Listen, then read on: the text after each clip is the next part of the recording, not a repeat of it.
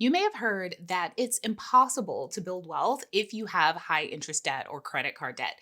That's not true. You can start investing and building wealth right now, even with high interest credit card debt. And that's what I'm going to be talking about in today's show. So, today I am going to be taking you on a deep dive into the spreadsheets behind the numbers with all the charts, just showing you how you can, in fact, use your money to build wealth, even while you may still be working on paying down credit card debt. So, even while you still have credit card debt, one of the best decisions that you can ever make is to commit to investing some of your money every single month so that it can grow into a nest egg that will support you when you're ready to stop working or when you're no longer able to work. So, you can live abundantly even after you decide that you want to stop working or cut back on your working hours.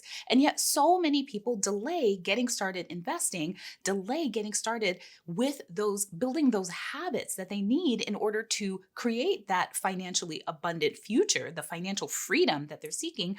They delay it because they think that it's impossible for them to do it unless they've paid off their debt first. And that's not true. Now, I made a whole video last week all about how paying off debt doesn't build wealth. So you should definitely check that one out as a primer to this video. Before we dive into the video, I want you to know that we are just a few days away from the live investing workshop that I am going to be teaching. And I want to invite you to join me for the workshop. It's called Investing Made Simple, and I am going to teach you a step-by-step investing strategy that you can implement on autopilot and build your $1 million to multi-million dollar nest egg. In the workshop, you're going to learn the investment lingo. You're going to understand how investing works, how you can put together a solid investing strategy that can support your big life and financial goals. And when you join the workshop, you're also going to get lifetime access to the replay and the workbook. So you can revisit it over and over and over as the years pass and you're tweaking your investing strategy. Knowing what you're investing in and why is essential for every single person. You don't want to be outsourcing this to a partner or outsourcing this to a financial advisor before you yourself fully understand your investing strategy and how it fits into your overall holistic wealth plan. So head on over to onebighappylife.com/workshop and save your seat. Now, maybe you're thinking, well, I'm not ready to start investing yet because I have to hit these other goals like paying off my debt. Well, that's what this video is all about, but I'm going to tell you that that is not true. So do not wait. Go ahead and save your seat. onebighappylife.com/workshop. So let's look at this idea of high interest debt stopping you from building wealth. And I've got the numbers, I've got the charts, got the spreadsheets, but the first thing that I want to do is just share an analogy with you. So I want you to imagine that you are having a pizza party and you're having friends come over and your friends tell you how much pizza they're going to eat, right? So you've got 4 friends coming over. It's like 8 slices of pizza. And, some of your friends want 3 slices and some of them want 2 slices. And so you realize, well, of those 8 slices of pizza between you and your friends, there's enough for everyone to have their own slice of pizza. So I want you to think of your money as the pizza. And so when you have this pizza, it can be divided to hit different financial goals. You can give 2 slices of pizza to Bob, you can give 2 slices of pizza to Jill. And the fact that Bob is eating 2 slices of pizza does not stop Jill from eating the 2 slices of pizza that she needs in order to be full. Your money works exactly the same way. You can divide one section of your pie, pizza pie, money pie, to go towards debt. And then you can also have a section of the pie going towards building your wealth. Because at the end of the day, you have a financial freedom number. You should have it. You should know what that number is. That number is the number. And what it takes to get to that number is exactly the same. That's your minimum savings rate. So the amount that you need to be investing each month in order to hit your financial freedom number. Once you hit that number, once you're hitting your minimum savings rate month after month after month, it does not matter what you are doing with the rest of your pie. You can choose to put some of that pie towards debt. You can choose to put some of that pie towards lifestyle spending, travel, buying a house, doing whatever you want with the money. But what we often see when it comes to talking about investing versus paying off debt, it's this idea that your money can either do one thing or the other. And so any pizza that goes to debt can't go to investing, not realizing that it's actually possible to have two slices of pizza go to your investing, and your investing will be full and it doesn't need any more pizza. So that's the premise that we're working off here, that your money is capable of working towards multiple financial goals and that you have enough pizza to go around. If you don't have enough pizza to go around at your pizza party, what do? You go out and get more pizza. Right? So that is also why it's so important that you see your investing as something that you don't put off, because you want to make sure that you are holding a slice of pizza that is the proper size for your investments. Okay, so now that I have stretched this analogy out super far, let's look at how this plays out. And I'm going to show you three different scenarios. So the first scenario I'm going to show you is the windfall scenario. So to calculate the numbers here, I used an amortization schedule, which means that I calculated what your credit card payments would be over time, assuming a 30% interest rate, $20,000 in credit card debt, and that you pay 2% of your credit card principal every month, and that the interest compounds every day, which is what happens with credit cards. You have daily interest compounding. Similarly, on the investment side, I calculated how much your investments would grow month after month after month, assuming a certain amount of money put into your investments, which varies depending on which scenario we're using. So we'll chat about that as we go through each scenario, but also using the past market performance of the stock market at 10%. And so with these calculations, there is some amount of speculation because we're not dealing with a real life scenario. So I don't have someone's real income sitting in front of me. I don't have their real debt load sitting in front of me. So I have to make some assumptions. And we'll talk a little bit more about the assumptions as we're going through the scenarios. Scenario one, I call the windfall. So you have $20,000 worth of debt and you have $20,000 in your bank account. Let's say someone gave you $20,000. And so you're trying to decide, what should you do with that money? Should you pay off your high interest debt? Or should you go ahead and invest that money? Now, some people would say, well, you should pay off your high interest debt because it's impossible for you to build wealth while you're still paying off that debt. But remember the pizza analogy, right? So some of your income right now, one slice of pizza, is going towards paying off your debt. Now you have this other slice of pizza, maybe even a whole pie, that can go towards investing, which is that $20,000. So as you can see right here, just looking at this chart, when you use some of your pizza to invest, so you invest the $20,000 lump sum right at the beginning, and then you slow pay your credit card over time, you can see just from the lines, the red line is your assets and your investments increasing. The blue line is your interest rate decreasing. And so remember here, what we are looking at is, can you build wealth even while you still have high interest debt? And the answer is yes, because it takes a little less than 20 years to completely retire that debt. But at the end of that time, you will have over $140,000 from choosing to invest that $20,000 instead of paying off your debt. And so now you might be thinking, well, I could just pay off that debt and then find the money to then start investing. And that's true. But what you'd be doing is paying off your $20,000 worth of debt to save yourself $23,000 in interest, but the cost is the $140,000 that $20,000 would have grown into. So you're saving yourself $20,000 at the cost of $140,000. Now, why I like this scenario is that it is truly perfectly one snapshot in time. So you have the $20,000 and you can use it in either way. And so then you can look and see, well, I can pay off debt with this $20,000. And you know that if you pay off this debt, you'll save yourself the interest that you would have paid, which is $23,000. You also know that if you invest, it could have grown to $140,000.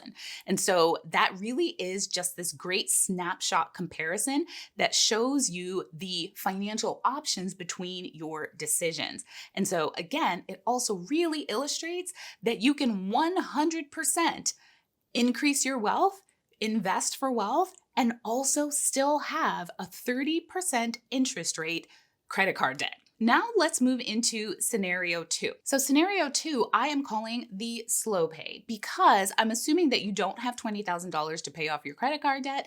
And so you're just gonna make the minimum payments on your credit cards, but you are going to put, to start, $500 towards your investing. And so as your minimum payment on your credit card decreases, which it will do because you're paying off principal month after month after month, that extra money you're gonna put towards your investments, right? So the total amount of pizza doesn't change. It's just the ratios that change over time. And so you can see that while you start out negative, right, because you just have this $20,000 worth of debt and you don't have any assets, so you can start out negative, the blue line is higher than the red line. Over time, the red line surpasses the blue line and gets really high, right? It gets up to over $800,000. And again, we're just talking about the same couple of slices of pizza. And so again, the point is here for you to see that you don't have to aggressively pay down your debt to build wealth. You can build wealth even while you are slow paying high interest debt. Now we're going to dive into scenario number three, which is actually the perfect financial optimization scenario, which has you fast paying your high interest debt and then putting the money towards your assets. And so you can see you start out with the blue up top, the blue quickly comes down, you pay off that $20,000 within 2 years, and then your red shoots up. Now, the thing that I want you to notice is that the final outcome here is actually not that much different between scenario two and scenario three. Scenario three is from a pure number standpoint, the numerically optimal thing to do, right? If you manage your finances perfectly, if you make sure that after you're done paying off that debt, that all of that money does go to your savings and you build a perfect savings habit and nothing happens, life doesn't get in the way, then you will end up with an extra 20-something thousand dollars at the end of 20 years. And this is 100% true. The problem with this perfect pay scenario is that we're not perfect. Life happens. Life is going to happen. So to plan for a scenario where we act perfectly, especially if we don't have any history of acting perfectly in the past, is honestly setting ourselves up for a bit of failure. This is especially true when we approach our finances from the perspective of our investments are something that we get to after we hit other financial priorities. So after we've paid off debt, and let's say life happens, you've paid off your credit card, you finally start to invest. Now you need a car and you end up having a car payment. Well, you've got to pay that off. And oh my gosh, there was a hurricane and you have a major flood in your house and you had to use credit card debt to repair that. Well, when do you stop investing and do you then go back to paying off that credit card debt?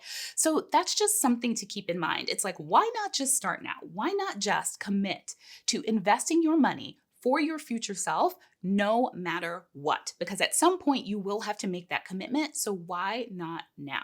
The other thing with the perfect pay is that it's actually less flexible because when you have debt, a lot of people say, well, having debt is risky, but risky how exactly? Especially when we're talking about credit card debt. When you have credit card debt, which is an unsecured debt, it's not tied to any particular asset, it's very challenging for your creditor to actually be able to collect. So what you have is a situation of shared risk where both you and your lender are sharing the risk that you might not be able to pay. When you pay off that credit card debt, you carry all of the risk. You also lose your flexibility because you had this shared risk, this pool of debt that could be restructured in many different ways, but now it's gone. And now you're only left with your own financial resources. So you actually reduce your flexibility, you reduce your options when you choose to focus on putting all of your assets outside of your financial house, right? Giving all of your assets away before you start investing and keeping some of your assets for yourself. The other thing to keep in mind is inflation, which is that today's dollars are the most valuable dollars you will ever have, not future dollars. And when you choose to pay off your debt with today's dollars, you're actually putting your most valuable asset in other people's pockets instead of your own. And especially when you think of the timing of the transactions and when you will actually start saving money, you're looking at the tail end of this transaction. So 20 years from now, $20,000 is not worth $20,000 in today's dollars 20 years from now. It's actually less valuable dollars. So you want your most powerful dollars, your today dollars, working for you right now. And then you can pay that other stuff with less valuable dollars in the future.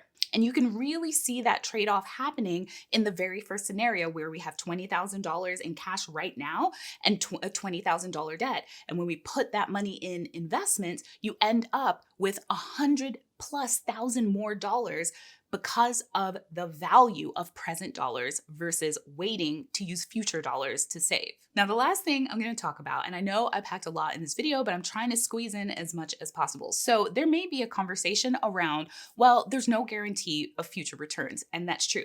But understand, we're going to circle back to this idea that your financial freedom number is your financial freedom number. It is not going to change.